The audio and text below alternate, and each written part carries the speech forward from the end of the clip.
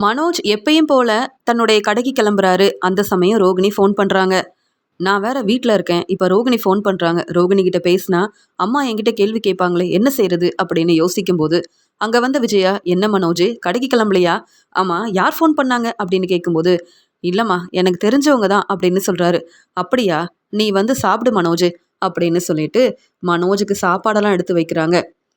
இங்க மனோஜுக்கு மறுபடியும் ரோகிணி ஃபோன் பண்றாங்க. அப்பதான் விஜயாவுக்கு தெரியுது. அப்ப ஒரு வேளை மனோஜ் ரோகிணி கிட்ட தினமும் பேசிட்டு இருக்கானா? இல்ல ரோகிணி மனோஜ பார்க்கறதுக்காக கடைக்கு வராளா? யார் ஃபோன் பண்றாங்கன்னு கேட்டா, எனக்கு தெரிஞ்சவங்க தான் அப்படின்னு சொல்றான் மனோஜ். ஆனா உண்மைய சொல்ல மாட்டேங்கிறானே! அப்படின்னு அ மனோஜ பத்தின உண்மைய முதல்ல தெரிஞ்சுக்கணும். மனோஜ் சொல்றது எல்லாமே உண்மைன்னு நம்பிட்டு இருந்தேன். ஆனா இப்ப மனோஜ் வந்து ரோகிணி தான் ஃபோன் பண்ணியிருக்கான்ற உண்மைய கூட என்கிட்ட சொல்லக்கூடாதுன்னு நினைக்கிறானா? கண்டிப்பா மனோஜ் எனக்கு தெரியாம ரோகிணி கிட்ட பேசிட்டு இருக்கான்னு நினைக்கிறேன். எனக்கு இப்பதான் மனோஜ் மேல ரொம்பவே சந்தேகம் வருது. என்ன செய்றது? எப்படி இந்த உண்மைய கண்டுபிடிக்கிறது? அப்படின்னு யோசிக்கும்போது, ஸ்ருதியும், மீனாவும் வராங்க. "விஜயா அத்த என்னாச்சு?" அப்படின்னு கேட்கும்போது, "அதெல்லாம் ஒண்ணும் இல்ல" அப்படின்னு சொல்லிட்டு, "சரி மனோஜ், நீ கடைக்கு கிளம்பு" அப்படின்னு விஜயா சொல்றாங்க. மனோஜ் கடைக்கு கிளம்புறாரு. வீட்ல இருக்க எல்லாரும் அவங்க வேலைக்காக கிளம்புறாங்க. விஜயா ரொம்ப யோசிக்கிறாங்க. எப்படி உண்மைய கண்டுபிடிக்கிறது? ஒண்ணுமே புரியலையேன்னு யோசிக்கும்போது, விஜயா அப்பதான் யோசிக்கிறாங்க. மீனாவும், ஸ்ருதியும் கண்டிப்பா எனக்கு உதவி செய்வாங்க அப்படின்னு. மீனாவையும், ஸ்ருதியவும் கூப்பிட்டு விஜயா பேசுறாங்க. உங்ககிட்ட ஒரு முக்கியமான உண்மைய சொல்லப் போறேன். நீங்க தான் எனக்கு உதவி செய்ய போறீங்கன்னு சொல்லும்போது, அத்த என்ன சொல்றீங்க? ஒண்ணுமே புரியலையே அப்படின்னு கேட்கும்போது, எனக்கு மனோஜ் மேல ரொம்பவே சந்தேகமா இருக்கு. அது மட்டும் இல்லாம, மனோஜ் ரோகிணி கிட்ட பேசுறான்னு நெனைக்கிறேன். எனக்கு என்னவோ மனோஜ் வந்து இன்னும் ரோகிணிய மறக்கவே இல்ல.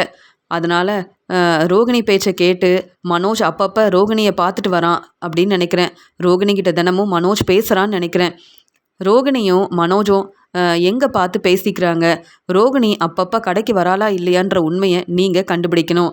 மனோஜ பத்தின உண்மைய நீங்க கண்டுபிடிச்சு என்கிட்ட சொன்னா அதுவே போதும். அதுக்கப்புறமா மனோஜ் மட்டும் என்கிட்ட பொய் சொல்லியிருக்கான்னு தெரிய வந்தா, கண்டிப்பா நான் பொறுமையா இருக்க மாட்டேன். இந்த உண்மைய நீங்க தான் கண்டுபிடிக்கணும்.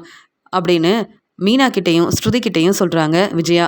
உடனே அடுத்த நாள் மீனா வந்து கிச்சன்ல இருக்க வேலையெல்லாம் செஞ்சுட்டு, பூ கடைக்கு கிளம்பணும்னு நினைக்கும்போது, அங்க வந்த விஜயா சொல்றாங்க. "என்ன மீனா? எதுக்கு கிச்சன்ல இருக்க வேலைய நீ செய்ற? நான் சொன்ன வேலைய மட்டும் செஞ்சா போதும்.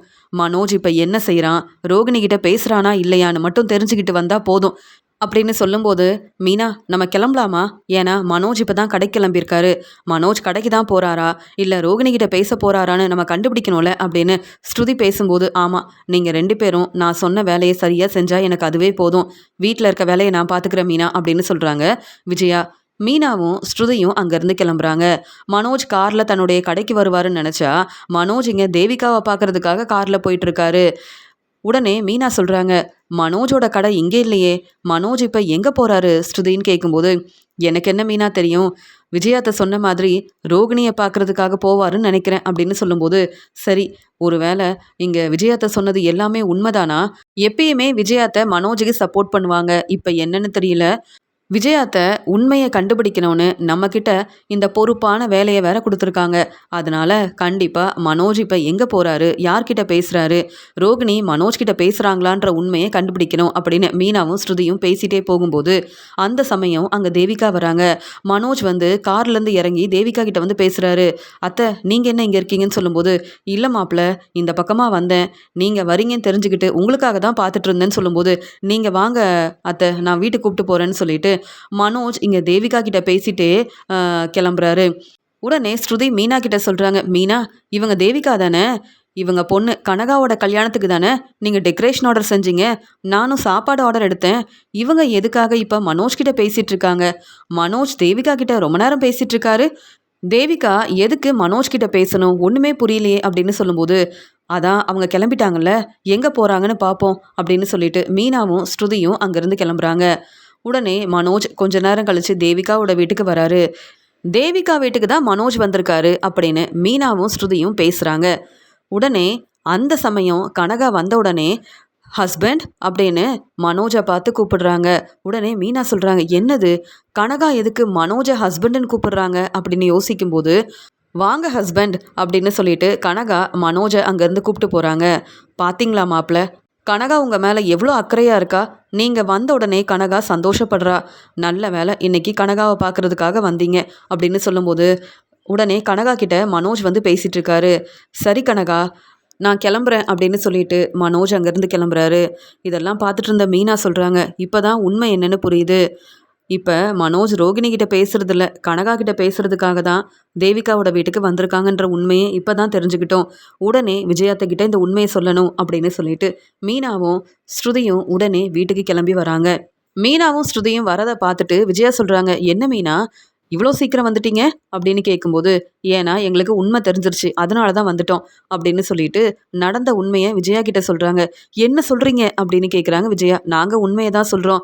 மனோஜ் மேல உள்ள நம்பிக்கையில மனோஜ் சொல்றது எல்லாமே உண்மைன்னு மனோஜுக்கு சப்போர்ட் பண்ணீங்க. ஆனா மனோஜ் நம்ம எல்லாரையும் ஏமாத்திருக்காரு." அப்படின்னு சொல்லும்போது, "அப்ப என் பையன் மனோஜ் ரோகிணி கிட்ட பேசிட்டு இருக்கானா?" அப்படின்னு சொல்லும்போது, "இல்ல.